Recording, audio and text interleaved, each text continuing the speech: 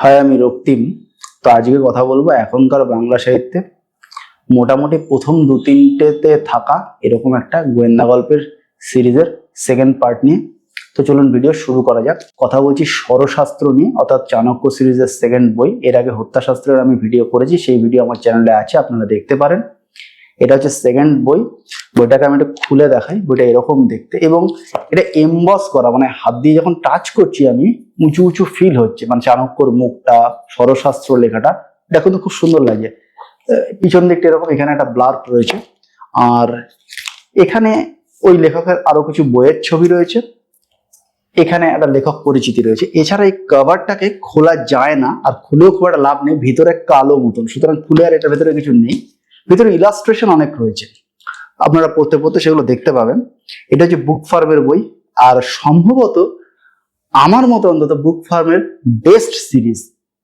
এবারের দাম হচ্ছে 396 এমআরপি।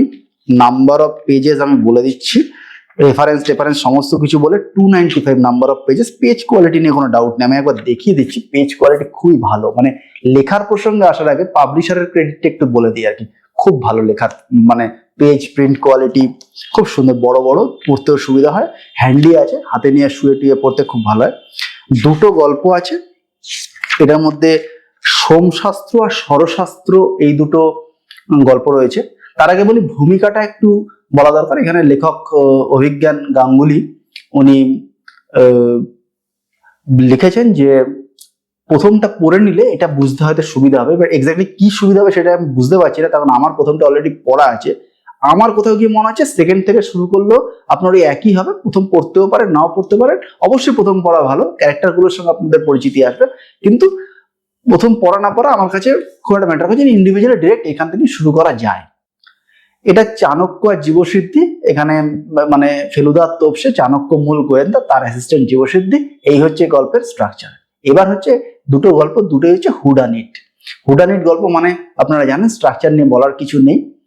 এবার দুটো গল্পের সম্বন্ধে আউটলাইন একটু একটু করে বলে দিই। সোমশাস্ত্র হচ্ছে, সোমরস মানে হচ্ছে এক ধরনের মদিরা বা এক ধরনের লিকার বলা যেতে পারে, যেটা একটু বেটার জিনিস থেকে তৈরি হয়, ফল টল এসব থেকে তৈরি হয়। আর সুরা হচ্ছে একটু লো কোয়ালিটি জিনিস থেকে তৈরি হয়, তার ব্যাখ্যা এখানে রয়েছে। তো সেটা হচ্ছে একটা ক্লু হিসাবে এই গল্পে একটা মার্ডার হবে, সেই মার্ডারটাকে খুঁজে বের করতে হবে। সেকেন্ড গল্পটার নাম ষড়শাস্ত্র, নাম থেকেই বোঝা যাচ্ছে এটা স্বর অর্থাৎ তীর, সেখান দিয়ে কাউকে কিছু একটা খুন করার চেষ্টা হবে, খুন হবে এবং সেটা সলভ হবে। এই হলো গল্পগুলোর ওভারঅল আউটলাইন। এবার গল্পগুলোর পজিটিভ দিক কি কি? দুটো গল্পের ক্ষেত্রে একভাবে বলি, পজিটিভ দিক হচ্ছে হুডানিট গল্পের খুব বেস্ট পসিবল এক্সিকিউশন হয়েছে এটা।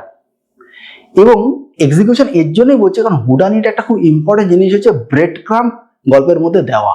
ব্রেড ক্রাম্ব মানে কিন্তু বিস্কুটের গুঁড়ো নয়, ব্রেড ক্রাম্ব মানে হচ্ছে ছোট ছোট ক্লু, যে ক্লুগুলো খুব ভালো করে আপনাকে খেয়াল করে পড়তে হবে। এখানে একটা কথা বলি, সেকেন্ড গল্পে ব্রেড ক্রাম্ব গুলো কিন্তু আমি ধরতে পেরেছিলাম, আমার চোখ এড়ায়নি, তাই অনেক আগে আমি বুঝতে পেরে গেছিলাম কে হচ্ছে মার্ডারার। কিন্তু প্রথম গল্পের ব্রেড ক্রাম্বটা কিন্তু ইনসিডেন্টালি আমিও মিস করে গেছি। আমি কিন্তু অনেক ধৈর্য ধরে লেখককে হারাবার চেষ্টা করেও হারাতে পারিনি। মানে কত সুন্দরভাবে এবং কত সূক্ষ্মভাবে ক্লুটাকে ঢুকিয়ে রাখা আছে, এটা আপনারা পড়লে বুঝতে পারবেন। যখন আপনারা পড়বেন, আমি রেকমেন্ড করব, যদি আমার রেকমেন্ডেশন অনুযায়ী পড়েন, খুব স্লো পড়ুন, ক্লুগুলোকে বোঝার চেষ্টা করুন, তাহলে কিন্তু মজাটা পাবেন। যখন শেষের সলিউশনটা আসবে, মজাটা পাবেন। এরপর হচ্ছে এটা ট্র্যাডিশনাল এখনকার পুলিশ স্টোরি নয়, সিসিটিভি ফুটেজ নেই, ফরেন্সিক সায়েন্স ল্যাবরেটরি নেই, সুরাথাল রিপোর্ট নেই, কিছুই নেই, লালবাজার নেই, ভবানী ভবন নেই, কিচ্ছু নেই। সেই আমলে একটা গোয়েন্দা গল্পকে সেট আপ করে এত টান টান রাখা, এত মাইন্ড ব্লোয়িং, আগের থেকে এখানে গিয়ে কিন্তু ইমপ্রুভড হয়েছে। মানে নতুন কি রয়েছে, হত্যাশাস্ত্রতে তো সে একই জিনিস করেছিলেন লেখক, কিন্তু লেখক ইমপ্রুভ করেছেন, ওই স্কিলটাকে আরো ইমপ্রুভ করেছে। আর ভাষা, মানে ওই সময়টাকে রিক্রিয়েট, দেখুন ওই সময়টাকে রিক্রিয়েট করতে গেলে লেখকের কাছে কি আছে? এক হচ্ছে অ্যানশিয়েন্ট টাইমে একটা গোয়েন্দা গল্প ফেলতে হবে, এবং যেগুলো আমি বললাম এখনকার পুলিশের যেগুলো অস্ত্র মূলত ইনভেস্টিগেশন, সেগুলোকে বাদ দিতে হবে। লেখক সেটা করেছে। এরপর হচ্ছে ওই সময়টাকে রিক্রিয়েট করতে গেলে ওই সময় পলিটিক্যাল এনভায়রনমেন্টকে ক্রিয়েট করতে হবে। প্রথমেই আমরা দেখছি চন্দ্রগুপ্তের বিয়ে হচ্ছে, বিয়েটা পলিটিক্যাল ট্রিটির পর্যায়ে চলে গেছে, এটা আমরা অনেকেই জানি, যোধা আকবরের গল্প আমরা জানি। সো মোটামুটি ওই রকম একটা অ্যাম্বিয়েন্স ক্রিয়েট করা যায়। থার্ড হচ্ছে ভাষা, ভাষা দিয়ে অ্যাট্রাক্ট করা, অর্থাৎ আপনি ফিল করবেন কার্যত আপনি ওই সময়ের মধ্যে রয়েছেন। গল্পগুলোর মধ্যে কতগুলো ইলাস্ট্রেশন রয়েছে, ইলাস্ট্রেশন গুলো এত ভালো, এত আউটস্ট্যান্ডিং, সেটা গল্প পড়ার মজাটাকে আরো বাড়িয়ে দিচ্ছে। মানে এত ব্রিলিয়ান্টলি আমি এনজয় করেছি গল্পগুলোকে, মানে বিশ্বাস করবেন না গল্পগুলোকে, মানে যখন গল্পগুলো এগোচ্ছে আমার মনে হচ্ছে না এগোয়, মানে এত ব্রিলিয়ান্ট গল্পগুলো। সেকেন্ড গল্পটার সাইজ বড়, প্রথম গল্পটার সাইজ ছোট।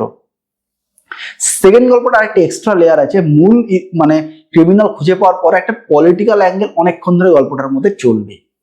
তো এই হচ্ছে মোটামুটি ওভারঅল গল্পগুলোর পজিটিভ দিক। নেগেটিভ দিক খুব বেশি নেই, বিরাট একেবারে মানে ম্যাগনিফাইং গ্লাসের তলায় বসালেও নেগেটিভ দিক খুব বেশি পাওয়া যাচ্ছে না। শুধু একটাই কথা হলো, সেকেন্ড গল্পের যে মূল ক্রিমিনাল খুঁজে পাওয়ার পরেও যে অংশটা চলেছে সেই অংশটাকে কিছুটা হলে শর্ট করা যেত, একটু স্লাইটলি স্ট্রেচড মনে হয়েছে। যদি আমি আতশ কাচের তলায় মাইক্রোস্কোপের তলায় ফেলে বলি তাহলে একটু হালকা স্ট্রেচড আমার মনে হয়েছে। বাদ বাকি 10 on 10, তুরন্ত লেখা, মানে ফাটিয়ে দেওয়া লেখা, অপূর্ব লেগেছে আমার। তো আমার এই ভিডিও ভালো লাগলে অবশ্যই একটা থামস আপ, চ্যানেল ভালো লাগলে সাবস্ক্রাইব। দেখা হবে পরের ভিডিওতে, ততদিন ভালো থাকবেন, টাটা।